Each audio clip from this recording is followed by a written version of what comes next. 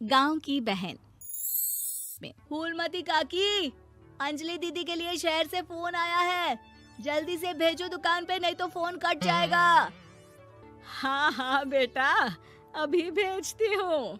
अंजलि बेटा, तेरे लिए शहर से फोन है, सब काम छोड़ के जल्दी जाके सुन ले, नहीं तो फोन कट जाएगा। हाँ माँ, अभी जाती हूँ, जरूर मीनाक्षी दीदी का फोन आया होगा। हाय अंजलि। नमस्ते दीदी, मेरा मतलब हाय, कैसी हो आप? यहाँ तो सब ठीक है। मामा मामी कैसे हैं? तू कैसी है? मेरे तो एग्जाम्स होने वाले हैं, हर रोज कॉलेज जाना पड़ता है, lectures, extra classes, private coaching. ओ मैं तो इतना थक जाती हूँ, क्या बताऊँ। आपकी कॉलेज वाली बहन जी आपको इतना पढ़ाती हैं, तो घर कब जाती हैं आप दीदी? अरे नहीं नहीं, ये सब सिर्फ मेरी प्रोफेसर नहीं पढ़ाती, मैं अलग से दूसरे टीचर्स के पास भी पढ़ने जाती हूँ। दीदी फिर तो आप बहुत थक जाती होगी ना, आप ना पैदल मत जाया करो, टांगा ले लिया करो दीदी।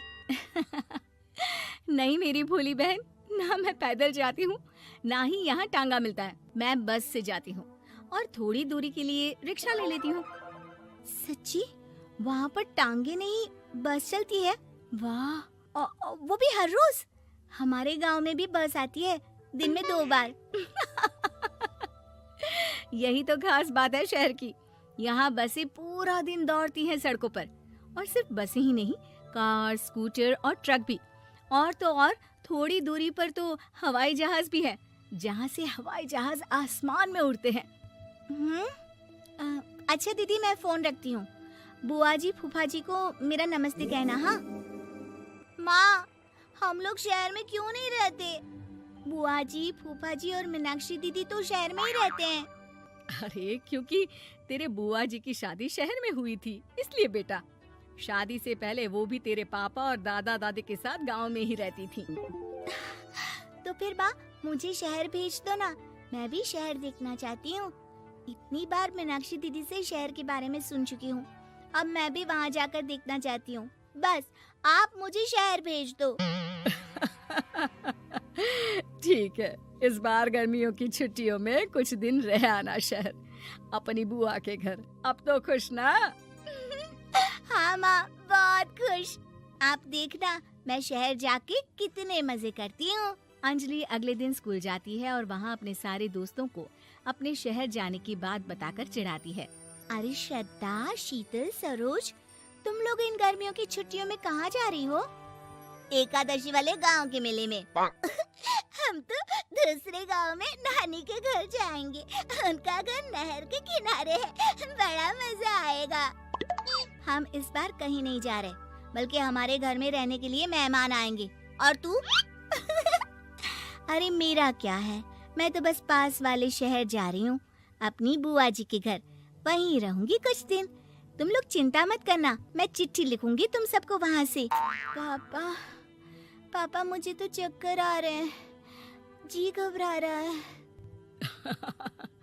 बेटा शहर आने की जिद भी तो तूने ही की थी, अब पहली बार बस में चढ़ी है तो यही होना था, भुगतो अब।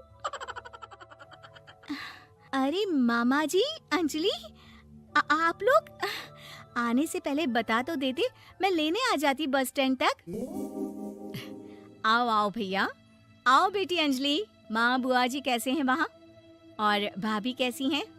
सब ठीक है, बस अंजलि जिद कर रही थी कुछ दिन आप लोगों के साथ रहने की, सो छोड़ने आ गया। दीदी आप मुझे शहर घुमाने ले जाओ ना, मुझे भी शहर देखना है।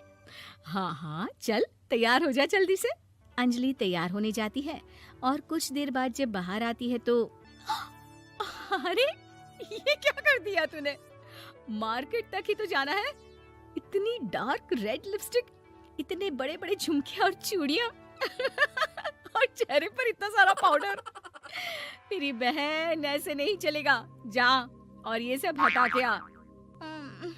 अरे कैसे, क्यों?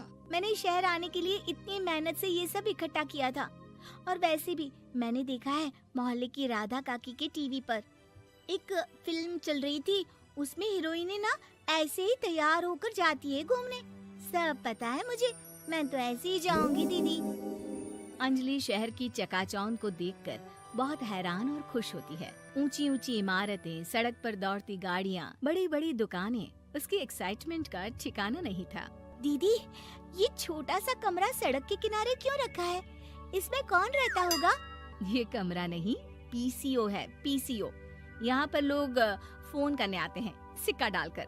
ओ, हमारे गांव में तो दुकान पे ही जाते हैं बात करने। अच्छा चल, तुझे रेस्टोरेंट में खाना खिलाने ले चलती हूँ। Excuse me, 2 plate noodles please and 2 Cola. Meenakshi को ऑर्डर प्लेस करते हुए अंजलि बहुत ध्यान से देखती है और थोड़ी ही देर में ऑर्डर लेकर वेटर आ जाता है और खाना टेबल पर रख देता है। अरे, ये लंबी लंबी सेवइयाँ खाते कैसे हैं दीदी? और इसके साथ कोई अचार, प्याज, मूली कुछ भी नहीं दिया, बस ये छोटा सा पेट खुजाने वाला दे दिया है। गांव में तो छोटे छोटे चावल ही होते हैं जो कि हाथ से ही खा लेती हूँ। अब इसे कैसे खाऊं दीदी? एक्सक्यूज मी, एक चम्मच प्लीज, और लिटिल प्याज और अचार और मूली और एक गिलास मट्ठा, वो बाद में। हाँ। अब ये सब सुनकर आसपास बैठे लोगों को हंसी आ जाती है। मीनाक्षी भी अपनी हंसी किसी तरह रोकने की कोशिश करती है और वेटर मुस्कुराता हुआ वहाँ से चला जाता है। अंजलि समझ नहीं पाती कि सब किस बात पर हंस रहे थे, लेकिन वो छिप जाती है। दीदी, मुझे लगता है कि मुझे इन सेवइयों को ऐसे ही खा लेना चाहिए, इसी पेट खुजाने वाले कांटे के साथ। एक काम कर, तू मुझे खाते देख, जैसे मैं खाऊं तो भी वैसे ही खा ले। ठीक है दीदी। अंजलि खाते खाते नूडल्स में सिरका ज्यादा डाल देती है, फिर ऊपर से नमक दानी से खेलते हुए काफी नमक भी अनजाने में छिड़क लेती है। अरे, ये क्या क्या खा लिया? अरे हाय हाय, कितना कड़वा है। पानी पानी, ये काला शरबत ही पी लेती हूँ। और जल्दबाजी में अंजलि जल्दी जल्दी कोला पी लेती है, जिससे उसके नाक में झंझनाहट होती है। दीदी, मुझे ले चलो यहाँ से, मैं ये सब शहरी खाना नहीं खा सकती। अब शर्म के मारे मीनाक्षी अपनी बहन को वापस घर ले जाती है और कहती है कि देख अंजलि, माना कि शहर और गांव एक दूसरे से बहुत अलग है, लेकिन इसका मतलब ये नहीं कि हमेशा शहर ही बेहतर हो और उस वजह से हमें वो सब करना पड़े जो हम नहीं कर सकते। शहर में सहूलतें तो हैं ही, पर चुनौतियां भी हैं। हम जहाँ भी रहें, हमें कभी अपने आप को कम या ज्यादा नहीं समझना चाहिए। और किसी भी नई जगह में ढलने में समय लगता है, उसके लिए तुम्हें दूसरों की नकल करने की कोई जरूरत नहीं है। बेटा, घूम लिया शहर या अभी और घूमना है? नहीं पापा, मैं अपनी गलती समझ गई हूँ, आप गांव ही ले चलिए मुझे।